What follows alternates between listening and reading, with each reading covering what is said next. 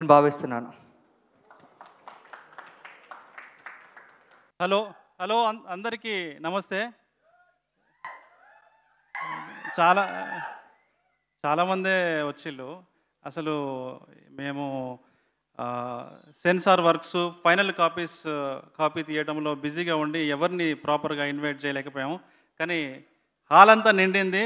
Thank you so much. So ఇందాక మా రాహుల్ చెప్పినట్టు ప్రొడక్షన్ అంతా తను చూసుకున్నాడు. అంటే ఏ వసతి లేని ప్రాంతం ఏదైతే ఉందో అది ఆ లొకేషన్. తినడానికి సరైన భోజన సౌకర్యము, ఉండడానికి హోటల్సు ఏవీ లేనటువంటి, అంటే గట్టిగా వానొస్తే వరదొచ్చే ప్రాంతం, బ్రిడ్జ్లు కొట్టుకపోయే ప్రాంతం, రోడ్లు తెగిపోయే ప్రాంతం, చిన్న పిన్నీస్ కావాలన్నా 10 కిలోమీటర్ వెళ్ళాల్సి వచ్చే ప్రాంతం. అలాంటి ప్రాంతంలో మా వాళ్ళు వెళ్ళి షూటింగ్ చేశారు.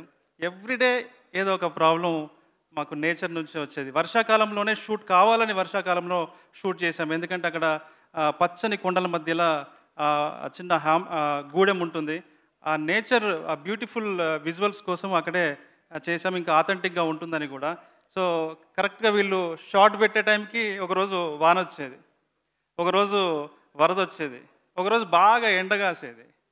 అలా ఎండ అయినప్పుడు ఒక ఇద్దరు ఆర్టిస్టులు పాపం ఒక్కసారిగా డిహైడ్రేషన్ అయ్యి దయ్యం పట్టినట్టు చేస్తారు కదా, పిచ్చి పిచ్చిగా, అలా అలా చేశారు. నాకు రోజు ఫోను ఈవినింగ్ టైంలో ఆ రోజు ఛాలెంజెస్ ఏమి ఎదురైనాయని మేము షేర్ చేసుకునేవాళ్ళం. ఆ తర్వాత మళ్ళీ మన వాళ్ళ హాస్పిటల్కి తీసుకెళ్ళి వాళ్ళని ట్రీట్మెంట్ ఇప్పించారు. ఇలాంటి చాలా కష్టపడి మేము ప్రొడక్షన్ చేశాము.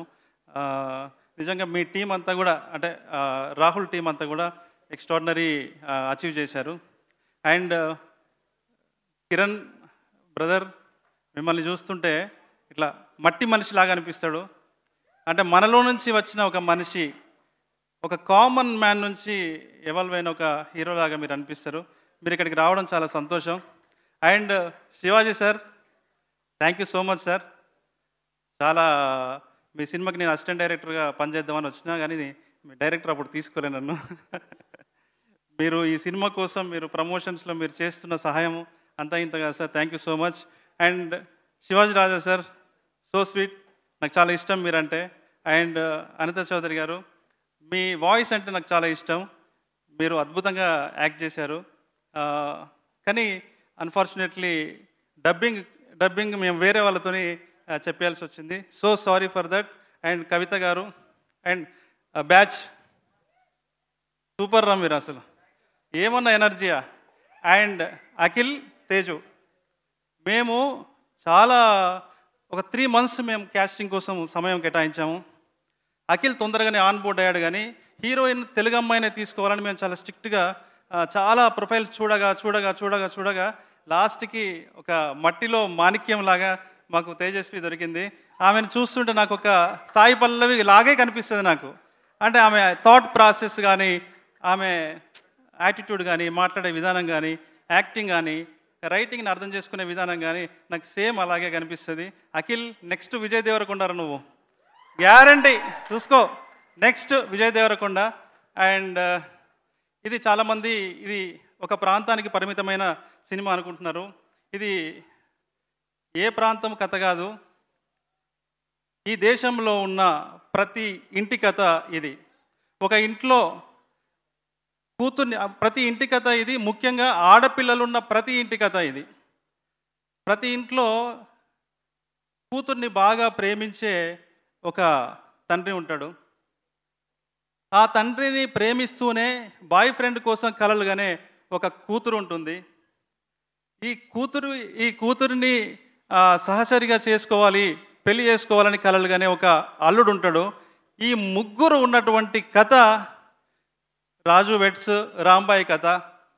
ఇందాక మా వాళ్ళు 21వ తేదీన రాజు రాంబాయిల పెళ్ళి అని చెప్పేసి అన్నారు. రిలీజ్ రోజున పెళ్ళి ఏంటి, దానికి దీనికి మూడేంటి అని మీరు అనుకోవచ్చు. నిజంగా ఒక ఆడపిల్ల తండ్రి పెళ్ళి చేయడానికి, కూతురు పెళ్లి చేయడానికి ఎంత మదన పడతాడో, ఎంత శ్రమ పడతాడో, ఎంత కష్టపడతాడో ఈ సినిమా చేయడానికి కూడా మేమంతా తపనతోని, ప్యాషన్తోని, కష్టంతోని, శ్రమను ఓర్చి 2 సంవత్సరాలు దీని మీద ఎఫర్ట్స్ పెట్టి ఈ సినిమా మీ ముందుకు తీసుకొచ్చాం. రేపు ఈ సినిమా రిలీజ్ అయిన తర్వాత ప్రతి తండ్రి, ఈ సినిమా చూసిన ప్రతి ఆడపిల్ల తండ్రి ఆలోచనలో పడతాడు. తన కూతుర్ని విషయంలో ఆలోచించే విధానంలో మార్పు చెందుతాడని చెప్పేసి నేను కోరుకుంటున్నాను. అండ్ మా వెంకన్న అన్న ఎక్స్ట్రాడినరీ అన్న, డేట్లు ఇస్తావు తర్వాత దొరుకుతావు. నాకు అసలు మంచి ఫ్రెండ్ అయ్యిండు వెంకన్న. చైతు అన్న. చైతు అన్న క్యారెక్టర్ పేరు వెంకన్న అనేది ఒక పేరు కాదు, అది ఒక సర్వనామము. అనేక మంది ఈ సొసైటీలో ఉన్న అనేక మంది తండ్రులకి వెంకన్న ప్రతిరూపం అయితే, రాజు రాంబాయిలు అనేక మంది స్వచ్ఛమైన ప్రేమని కలలుగానే యువతి యువకులకు ప్రతిరూపాలు రాంబాయి, రాజు. మీరు వీళ్ళ ప్రేమని అనుభవించాలి అని అంటే మీరు ఒక కొత్త ప్రేమని మీరు అనుభూతి చెందాలి అని అంటే 21వ తేదీన తప్పకుండా మీరు ఈ సినిమా చూడండి. మరొక 10 మందికి ఈ సినిమాని రికమెండ్ చేయండి. ఇన్స్టాలో పెట్టండి, ఫేస్బుక్లో పెట్టండి, ట్విట్టర్లో పెట్టండి, స్టేటస్లు పెట్టండి. అందరికీ ఒక గోబెల్స్ ప్రచారం లాగా ఇది ఒక మీనింగ్ఫుల్ సినిమా అని మీకు నచ్చితే మీరు ప్రచారం చేయండి. ఇంత బాగా సినిమా రావడానికి కారణం ETV win, Sai and Nitin.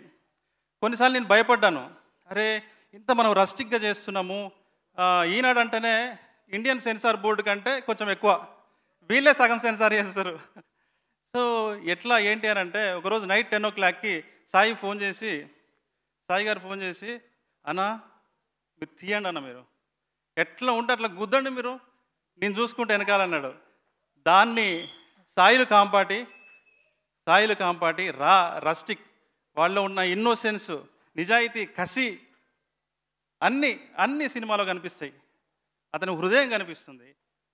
ఒక పెద్ద డైరెక్టర్గా మీ ముందుకు త్వరలో అతను రాబోతున్నాడు. మీరందరూ మమ్మల్ని బ్లెస్ చేయడానికి వచ్చిన అందరికీ మరొకసారి థ్యాంక్స్ చెప్తున్నాను. పేరున మా రాహుల్ అందరికీ